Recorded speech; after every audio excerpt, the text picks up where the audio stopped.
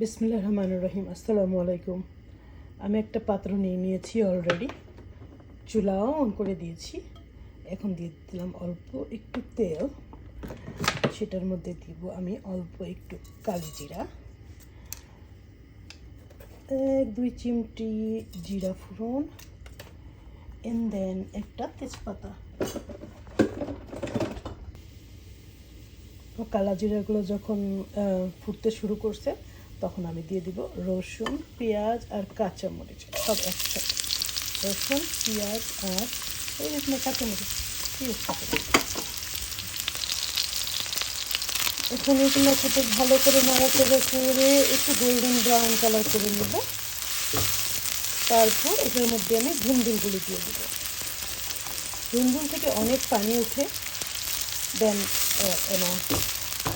অল্প একটু হলুদ দিব আর ধুন্দুলগুলি দিয়ে দিব। এই কারণে আমি ভাজি করতে চেষ্টা করতেছি।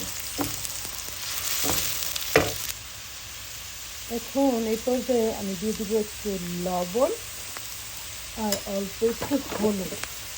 আর ধুন্দুল গলতে বেশিক্ষণ লাগবে না, চিকন চিকন করে কেটে নিয়েছি, 2 মিনিটের মধ্যে একটু করে গলে যাবে না। তাই আমি ঢাকবো না, ঢাকলে ধুন্দুল থেকে 1 বালতি পানি বের হবে। তো এই যে আমি এখন দিয়েছিলাম ধুন্দুল, এটাকে আমি একটু নাড়াচাড়া দিয়ে 5 মিনিট না ঢেকেই রান্না করবো। 5 মিনিট পর আমার ধুন্দুল থেকে এরকম পানি উঠেছে অলরেডি, না ঢাকাতেও, কিন্তু অলমোস্ট গলেও গেছে। এই পর্যায়ে আমি একটা ডিম ফেটাই নিব, একটু ব্ল্যাক পেপার দিচ্ছি, অল্প গোলমরিচের গুঁড়া আর অল্প 1 চিমটি লবণ দিয়ে রাখছিলাম। এখন আমি এই ডিমটাকে দিয়ে নাড়াচাড়া দিয়ে পানিটা শুকানোর চেষ্টা করব। 2 মিনিট পরে পানিটা শুকিয়ে গেলেই আমার ভাজি ডান